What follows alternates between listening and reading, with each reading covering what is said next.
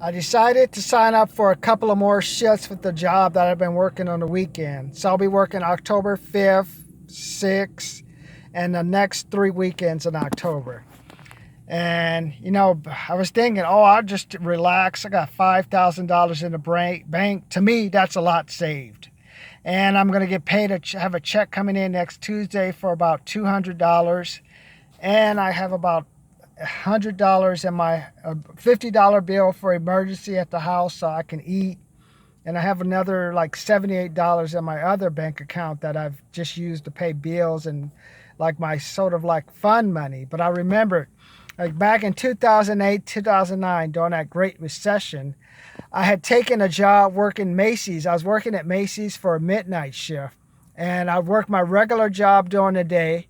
And I would show up at Macy's and I work from 9 p.m. to about 5 a.m. in the morning.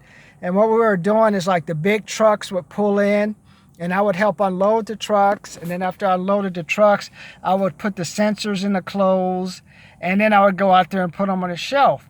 But during that time, I was taking a lot of karate lessons and somehow I had pulled my leg. So I was working extra slow, so my speed was not to the liking of the manager, and because I wasn't able to go fast enough to get the boxes out, helping out unload the boxes, and then you had to put all these different type of sensors in, and then once you put the sensor in, you had to hang them up and put them on the floor. So I remember after my fourth week, the manager said, "Martin, this is not working out," and she basically fired me. I was so depressed. Here I am. I was about 45 and I had lost 2 duplexes because of the Great Recession to the foreclosure because I had tried raising the rent to help get more money to cover the different. In addition to covering the mortgage, I had to cover the tax bill. So I tried doing that and I lost some tenants. And eventually it just collapsed altogether. I owe $14,000 plus on a line of credit card because I kept taking money out from a Bank of America line of credit to try to pay the mortgage, hoping the tenants would pay me back so I can pay it. And I also had lower bills. My grandmother had recently passed away, and I had to cover I think back then even my grandmother was sick, and I was helping my grandmother pay her mortgage bill back then and also paying her tax bill.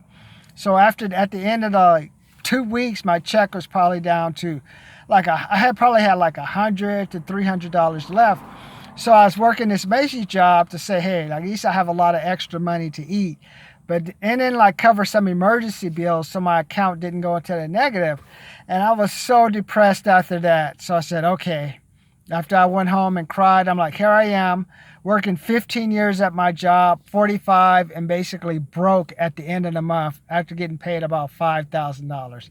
And I decided, okay, I got to change things around. So after crying or getting close to crying, I decided all I could do was I had to cut a little deeper until I could find a job. And I decided no more alcohol. Then that's when you started putting together all these dishes to stretch your food budget and eating oatmeal Monday through Wednesday or Monday through Thursday to stretch. That was my dinner to try to stretch the bill. And then I had to go back. I was running out. I think back then I was trying to help I was trying to pick up some Craigslist jobs to make some extra money. So I know after getting fired from this job, I got some type of Craigslist job where I was making $60 or $70. They pay you cash, and I was able to use that money to help myself eat the rest of the month. And I think eventually what I did was I went back to Macy's again. I know I got fired from the receiving. I believe I went back there and I got rehired, and I was able to get on as a retail clerk, and that's a job I've been working for the 4 or 5 years. I'm not sure. Either I did it that year or that previous year. And I know I also was always going to Craigslist, picking up jobs. I worked as a server. I'd work as an event setup person, work as a line monitor. So I remember after that, I was so depressed. So when I decided I was looking at trying to pick up these extra shifts, and also I had another shift that picked up that weekend where I went to Marina Del Rey and helped out as a MC for a trivia assistant. I was saying, I have to picture myself. I got to hustle like an immigrant or hustle like an actor. I'm going to go work these different jobs so I can get exposure and maybe hopefully somebody will notice me. So that's why I've like picked up the extra shifts. In addition, I'm going to take that extra money I make. Now I'm going to reinvest that into another adventure where I'm trying to make $10,000 a month. Because now that this is the Christmas season, I'm going to see if I can go out and just simply make some calls for people. I'll go to freelance in some other places, get some virtual assistants when I can build up $1,000 to $5,000.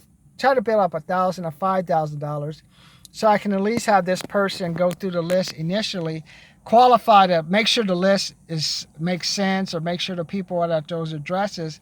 And then I'll follow up. Hey, this is Martin. Just calling to check in with you again. Let's see if we can't get you scheduled. You came into our business last year. We'd like you to come in this business because you're an important part. What can we do to make your season bright or better?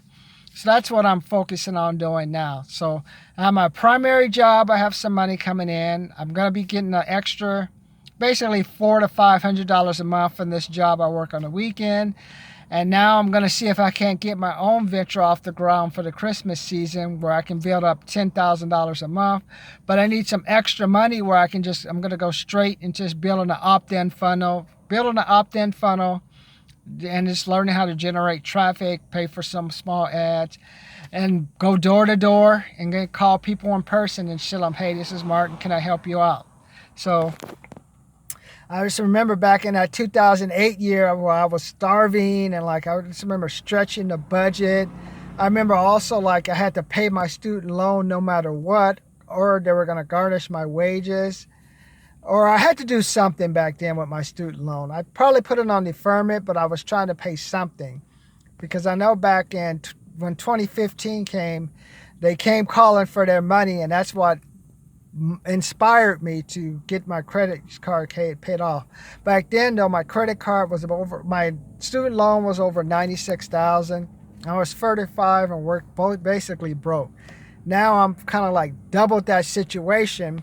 But when I kind of started thinking about, I was working out in the gym and I saw how that Thomas Cook bankruptcy hit, and all of a sudden all these people are stranded. It just reminds me, you never know what's going on at a company. They're never going to tell you the truth. That's why I'm just so fearful when I pass these fulfillment/warehouses where everything is going good with Amazon. But eventually Amazon is going to have to bow to the shareholders, and the shareholders are going to say, either you get us cheaper labor, you cut your workforce, you automate, we don't care how you do it, you can move these jobs to another state, but they're going to want their money. And I feel that's what's going to trigger they'll trigger a mini recession in some of these lower income cities where these warehouses are dependent. And then after that, it's just to be a trickle effect. People won't pay for their houses, and boom, we'll have another mini recession. That'll probably last for a year or two until we can clear out this housing inventory. Everyone adjusts their income and everyone stops buying or leasing luxury cars and living in the hood. And that's a story for another time. But I picked up an extra shift at my job. I'm going to focus on making an extra $10,000 a month, or hey, if I can get it to $10,000 a week for the job that I'm considering. So I'm looking at that. And after seeing that Thomas Cook thing, I know how it is to go through recession. It's always good to have more money than less money.